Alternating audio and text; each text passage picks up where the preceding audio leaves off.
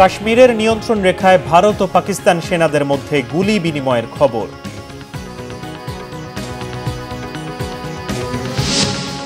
মোদী সরকারের যে কোনো পদক্ষেপে সমর্থনের আশ্বাস কংগ্রেসের, দিল্লির অভিযোগের প্রমাণ চাইল ইসলামাবাদ।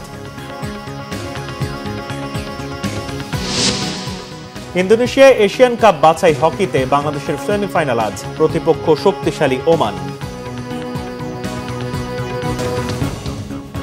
দেখছিলেন ক্রাউন সিমেন্ট সংবাদ শিরোনাম। ভারত ও পাকিস্তানের সেনাবাহিনীর মধ্যে গোলাগুলির ঘটনা ঘটেছে। বৃহস্পতিবার রাতে লাইন অফ কন্ট্রোল এলওসিতে দুই পক্ষের মধ্যে এই গুলি বিনিময় হয়। সামরিক সূত্রের বরাত দিয়ে ভারতের সংবাদ মাধ্যম এনডিটিভি এ তথ্য জানিয়েছে। ভারতীয় সেনাবাহিনীর দাবি, পাকিস্তান সেনাবাহিনী প্রথমে ভারতের কয়েকটি পোস্ট লক্ষ্য করে গুলি চালায়। জবাবে ভারতের সেনাবাহিনীও গুলি চালিয়েছে, এতে কোনো হতাহতের ঘটনা ঘটেনি। ভারত শাসিত জম্মু ও কাশ্মীরের পেহেলগাঁওয়ে এক হামলায় ২৬ পর্যটক নিহত হওয়ার দুদিন পর সীমান্তে গোলাগুলিতে জড়ালো পারমাণবিক শক্তিধর দুই প্রতিবেশী।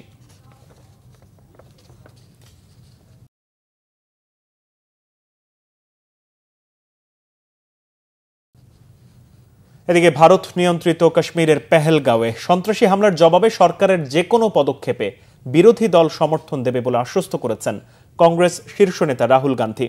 এদিকে পাকিস্তানে জড়িত থাকার প্রমাণ অবিলম্বে উপস্থাপনের চ্যালেঞ্জ দিয়েছেন পাকিস্তানের পররাষ্ট্রমন্ত্রী ইসহাক দার।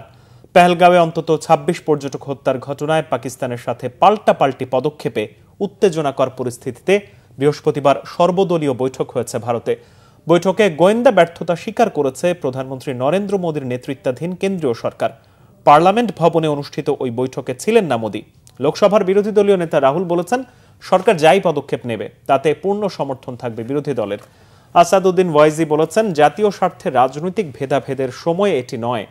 এদিন যুক্তরাষ্ট্র, ইউরোপ, কাতার, জাপান, রাশিয়া ও চীনের রাষ্ট্রদূতদের মন্ত্রণালয়ে ডেকে সার্বিক পরিস্থিতি বর্ণনা করেছেন ভারতের পররাষ্ট্র সচিব বিক্রম মিস্ত্রি। এদিকে ভারতকে মিথ্যা দোষারোপের অস্বাস্থ্যকর খেলা বন্ধের আহ্বান জানিয়েছেন পাকিস্তানের পররাষ্ট্রমন্ত্রী ইসহাক দার। চ্যালেঞ্জ দিয়ে বলেছেন, পাকিস্তান জড়িত থাকলে বিশ্ববাসীর সামনে প্রমাণ উপস্থাপন করুক দিল্লি। চরম কূটনৈতিক টানাপোড়েনের জেরে পাকিস্তানের আকাশ সীমায় ঢোকার সুযোগ বন্ধ হওয়ায় শিডিউল বিপর্যয়ের মুখে পড়েছে ভারতের বিমান পরিবহন সংস্থাগুলো। যুক্তরাষ্ট্র, ইউরোপ, মধ্যপ্রাচ্যগামী ফ্লাইটের সময়সূচি পরিবর্তনের আভাস দিয়ে বিমানবন্দরে যাওয়ার আগে খোঁজ নেয়ার অনুরোধ জানিয়ে নোটিশ দিয়েছে এয়ার ইন্ডিয়া, ইন্ডিগো সহ অন্যান্য বিমান পরিবহন সংস্থা।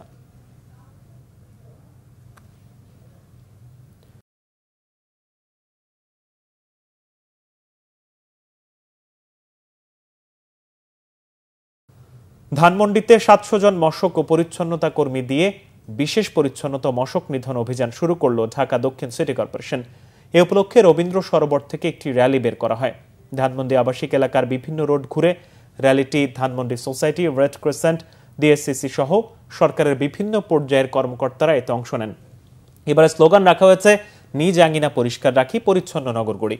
এর আগে বিশেষ পরিচ্ছন্ন ও মশক নিধন কার্যক্রম উদ্বোধন করে স্থানীয় সরকার সচিব মোহাম্মদ রেজাউল মাকসুদ জাহেদি জানান, পরিকল্পিত পরিকল্পনা বাস্তবায়নে ধানমন্ডিবাসীকে যে কোনো সহযোগিতা করবে সরকার। সকল এলাকার সোসাইটি এগিয়ে আসলে পরিষ্কার নগরী গড়ে তোলা সম্ভব বলেও মনে করেন তিনি। এ সময় ঢাকা দক্ষিণ সিটি কর্পোরেশনের প্রশাসক মোহাম্মদ শাহজাহান মিয়া জানান, ৭টি জোনে ভাগ হয়ে পরিষ্কার ও পরিচ্ছন্নতা অভিযানে অংশ নিচ্ছেন দক্ষিণ সিটি কর্পোরেশনের কর্মীরা। এছাড়াও বর্ষাকালে নেওয়া হয়েছে বৃক্ষরোপণ কর্মসূচি। ৫ বছরেও শেষ হয়নি টাঙ্গাইল বাসাইলের একটি সেতুর নির্মাণ কাজ। চরম দুর্ভোগে ১০ গ্রামের প্রায় ৩০,০০০ মানুষ। কারণ হিসেবে ঠিকাদারের গাফিলতিকে দুষছেন উপজেলা প্রকৌশলী। আতাউর রহমান আজাদের তথ্য ছবিতে ডেস্ক রিপোর্ট। ২০১৯ সালে ভেঙেছে টাঙ্গাইলের কাজিরাপাড়া এলাকার পুংলি নদীর ওপরের সেতুটি। বাসাইল ও মির্জাপুর উপজেলা শহরে যাতায়াতের একমাত্র পথ ছিল কাঞ্চনপুর ইউনিয়নের এই সেতুটি।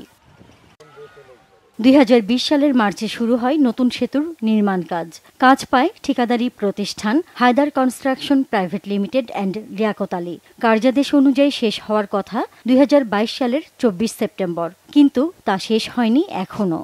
দুর্ভোগ দীর্ঘ হয়েছে স্থানীয়দের, চরম ক্ষুব্ধ তারা। এরকম করে কেন এই অবস্থা, মানুষকে এরকম হয়রানি করে? দেখেন তো ভাই, যেখান থেকে উঠতে আমার কিরকমটা লাগছে, আমি ঘেমে গেছি, আমি উঠতে পারি না। পিছনে ২ জনে দেখা দিয়েছে। কাজ যেভাবে করার কথা ওইভাবে কাজ হচ্ছে না। এবং গত 1 বছরে কোনো কাজের কোনো অগ্রগতি নাই। 5 বছর ধরে ব্রিজের কাজ করে আমাদের ব্রিজের কোনো 2 মেরে ক্লিয়ারই করে ফেলো না। মানুষের যে কষ্ট, ব্রিজ মনে হয় আর 20 বছরও ক্লিয়ার হবো না। লেবারদের ঠিক মতো বিল দিচ্ছে না, মানে কোনো সারি কোনো কাজ কাম কোনো দিকে তারা আগাচ্ছে না। আমরা গুদারা পারাবার হল লাগে একজনের 10 টাকা করে পার, আবার আইতে 10 টাকা 20 টাকা লাগে। ঠিকাদার কাজ না করলে রিটেন্ডারে নতুন করে শুরুর আশ্বাস দিয়েছেন এলজিইডির উপজেলা প্রকৌশলী। কমপক্ষে 2টা চিঠি দিয়েছি যে কাজটা দ্রুত তার সাথে শেষ করার জন্য। এটা জেলা অফিসে পাঠানো হয়েছে। জেলা অফিস থেকে উনাকে মৌখিকভাবে এবং চিঠি মারফত বারবার বলা হয়েছে যে কাজটা আরো দ্রুত করে নির্দিষ্ট টাইমের মধ্যে কাজটা শেষ করার জন্য। যদি এইভাবে কাজটা উনি শেষ না করে তাহলে জেলা অফিস এবং আমাদের অফিস 2 অফিস থেকেই বলা হয়েছে যে তাহলে এই কাজটি খুব দ্রুত বাতিল করে পরবর্তী রিটেন্ডারের জন্য ব্যবস্থা নেওয়া হবে। এ বিষয়ে ঠিকাদারি প্রতিষ্ঠানের সাথে যোগাযোগ করার চেষ্টা করেও পাওয়া যায়নি। এলাকাবাসীর অভিযোগ 5 আগস্টের পর ঠিকাদারও লাপাত্তা। সেতুর জন্য আর কত অপেক্ষা করতে হবে জানে না ভুক্তভোগীরা। Bangla Vision news desk. Asian hockey বাছাইয়ের খবর। ইন্দোনেশিয়া এশিয়ান কাপ বাছাই হকিতে আজ সেমিফাইনাল খেলবে বাংলাদেশ। প্রতিপক্ষ শক্তিশালী ওমান।